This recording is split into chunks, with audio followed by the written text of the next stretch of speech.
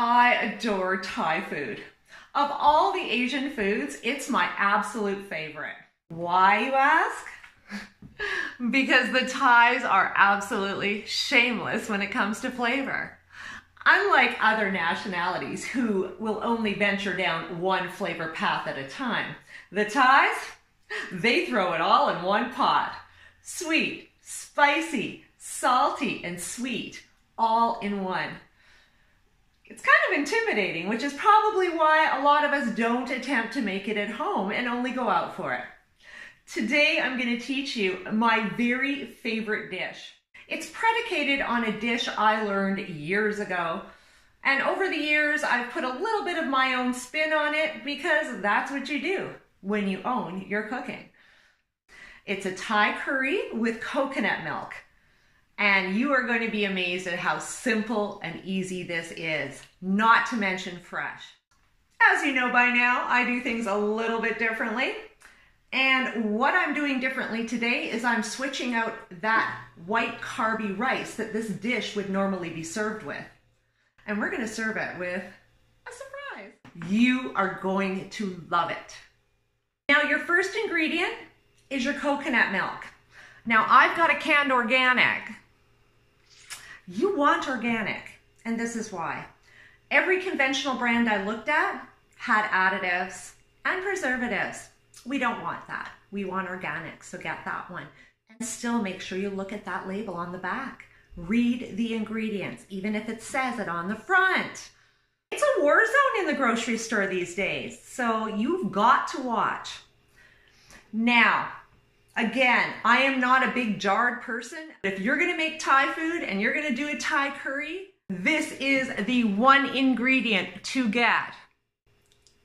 On the ingredients of this container is spices, and in brackets, including red chili, garlic, lemongrass, galangal, Thai ginger, salt, shallot, coriander root, and kaffir lime leaf.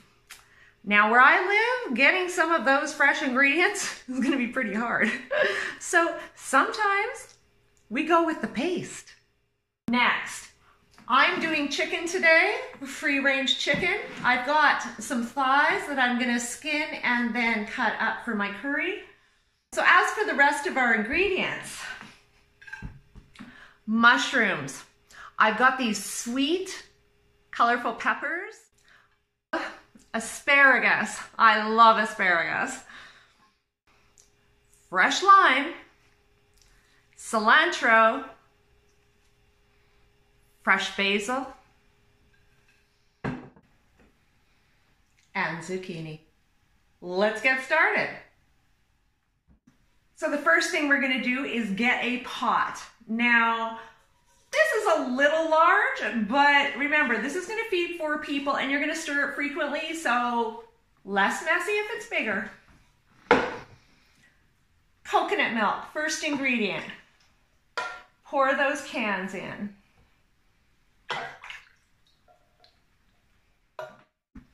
Next, we're going with our red curry paste. Now again, this encompasses a whole lot of spices that we typically wouldn't have on hand. Now I'm just going to give that a little bit of a stir in. Now I put about 2 tablespoons. I like a really rich flavor, so I'm going to see how that goes for a while, and then I can always add more. You can always add more, you just can't take away. Now, part of my secret ingredient, the Himalayan salt. Because of the 74 odd minerals in this salt, and because nothing is being stripped away, what it does is it enhances flavor.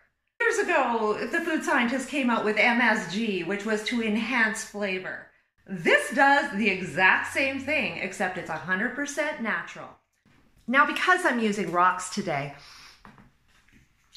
I'm just putting a few in, and we're gonna get this pot hot. Now, here's the thing. We're gonna let that sort of simmer away. I want those flavors to get melding together, get to know one another, mingle. Okay, the next thing we want to do is get our chicken ready. You could buy breasts, you could do whatever you want to do. But I always buy the thighs, and I just get rid of the skin and prepare them myself. I don't mind spending a little less a pound and putting a couple more minutes into it. It's no big deal to me. Honestly, it's easier just to get in there and rip the thing apart with your hands. I'm not looking for uniform pieces. And also, when I buy free range anything, I fetch as much meat as I can off these bones, and the rest are going into a pot to make stock, because that's what I do.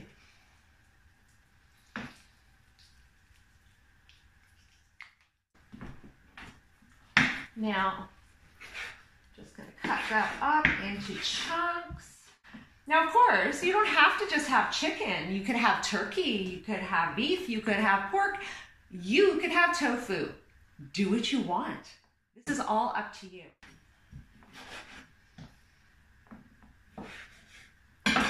Okay, now that our meat is ready, it's going right into the curry pot.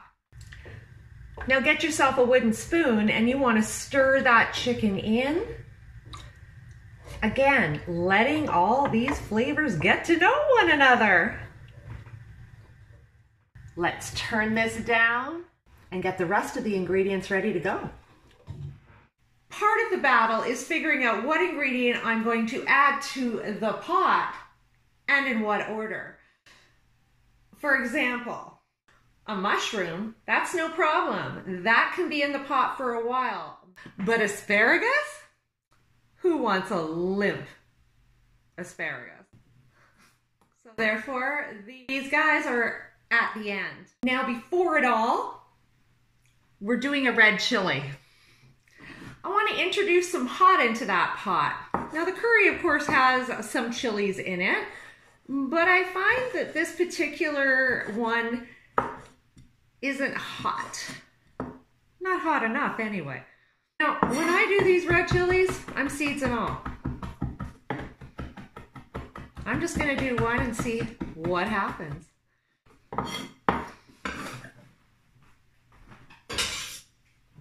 We'll taste in a bit. Let's move on to these mushrooms. Now I like them in slices. Again, do what you want, but these type, I really like them. And they're firm enough too.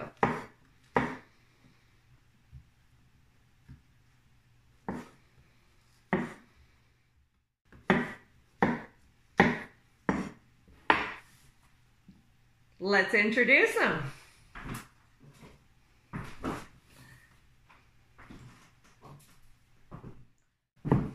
Next, I've got some peppers, some sweet ones. Now this is part of the group that's going in at the end. Of course, there's more guts in here, so we'll have to clean those out.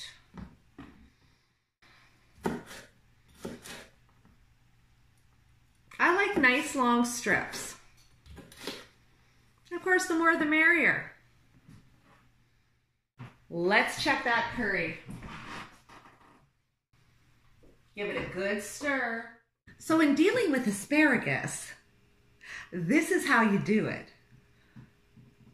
Wherever it breaks is where it's meant to break. This piece for the garbage. Or if you juice, you can juice it, but this is the part you want.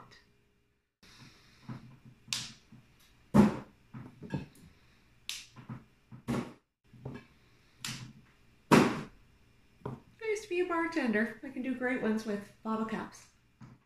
All right, next, let's just get those asparaguses in some smaller pieces, and those are ready to go. So now our peppers and our asparagus, we're going to put in close to the end. Our next ingredient, we're going to take 3/4 of that coriander or cilantro, and we're going to chop that up. that's going in the pot now.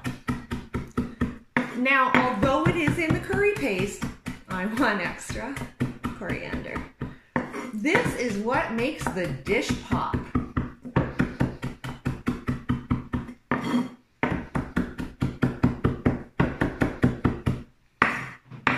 We're good to go.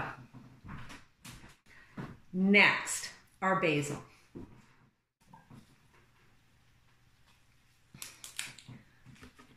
And I'm saving a couple of leaves for the dishes. Actually, I'm only going to take half of that. This is super pungent, so I don't need much of this at all.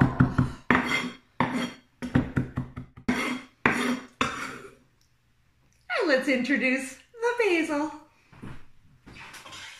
Everyone seems to be getting to know each other quite well in this little pot.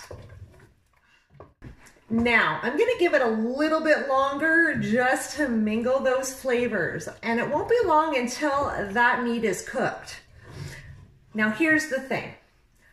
You could simmer this on low for hours and hours, and I guarantee it will get better, but you don't have to. In a couple of minutes, this is going to be ready for the vegetables, and we're probably going to need about 10 minutes on top. As I'm simmering the dish, I want those asparaguses to green right up, like they're being steamed, and I don't want them to get limp. And that's when the dish is going to be ready. The cool thing about this dish is it tastes fantastic in a half an hour from beginning to end, if you're prepared. So I'm going to put the rest of the ingredients in. It looks really great, but it needs something. Hold on.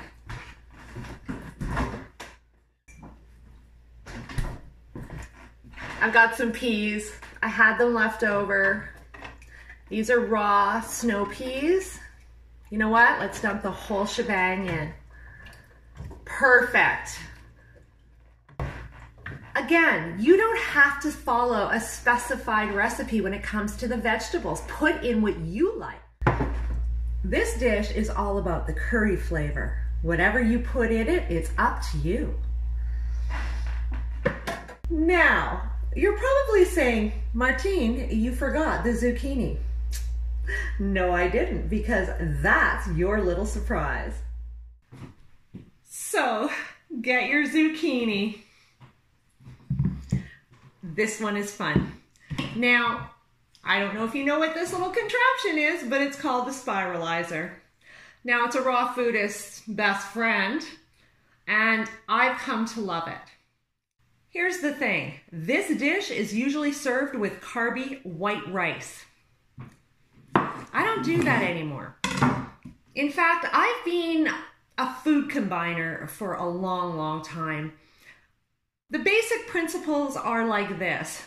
You don't mix protein and starchy carbs. So, if you were having this 100% vegetarian, that's fine. You could have that white rice. But for me, I want chicken. So, I'm going to have zucchini as my base instead. Now you're probably thinking, ooh, it's delicious. Now watch this. We're putting it in the spiralizer, and there we go. Now, if you have dinner guests, children, or grandchildren, this is an awesome little exercise for them. So you're going to twist, twist, twist away.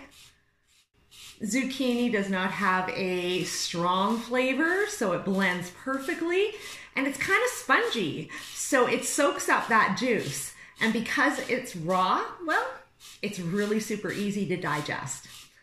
That's also why I told you to go for the full-fat coconut milk. None of this pussy, chemicalized, no-fat crap. We don't do that here.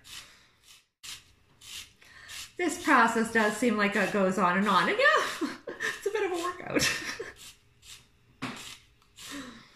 Look at that. Isn't that funny? just like noodles. It's so cool. That curry needs another taste in a second, but first we're gonna get some lime in there. I always save the lime to last because I really want to punch that flavor through right at the end. Squeeze them in there. I'm not afraid to get my hands dirty. As you can tell, just wash, wash, wash. You have to wash. And no hand sanitizer. That stuff is just toxic. Ew. When you use trixlocan constantly, that is not good. You're like setting yourself up for antibiotic resistance. You just have to use a common sense. Now, taste time again.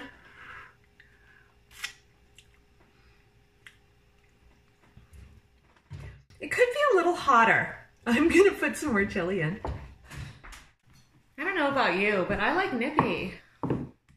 Now, these little peppers, they look innocent, but they're not at all. Why don't I take out the seeds? Because I don't want to burn my hands. That's why I use the whole thing. See? All right. The salting was perfect in it. The Himalayan salt will never really taste salty.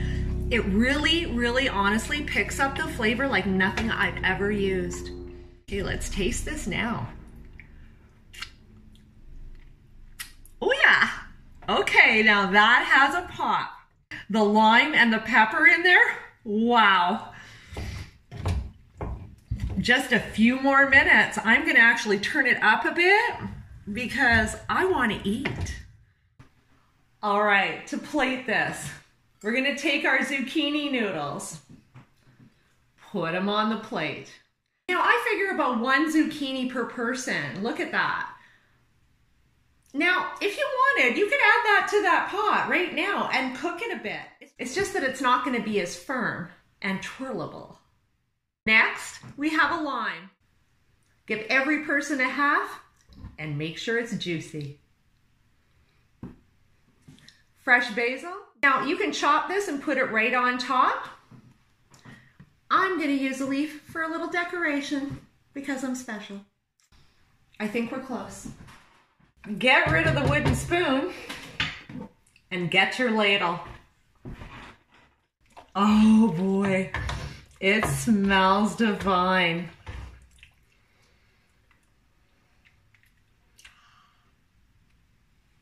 Look at that. I want a little chicken, I want some peppers, and I want lots of juice. Wasn't that simple and easy? And the best part is you lost those carbs and just changed this mostly healthy dish into 100% healthy. That lime right on there. Like I said before, what I love about the zucchini is its twirl ability. It's just like pasta, even easier to twirl. And because the zucchini is somewhat porous, it really soaks up the curry. I love it. Now, again, the beauty of this dish is it's 100% guilt-free. Yes, you use the full-fat coconut milk, but that's not a problem because you haven't got any heavy, starchy carbs that are going to slow down you metabolizing this dinner. This dinner is going to make you feel light and ready to go with a ton of energy. It's as fresh as it gets. If you enjoyed the video today, please hit a like. I would love that. I would also love it if you would take the time to go to YouTube and subscribe to my channel. As always, you can find me on Facebook and Instagram, Thrive at 50. Thank you so much for joining me and have a fabulous day. Bon appetit.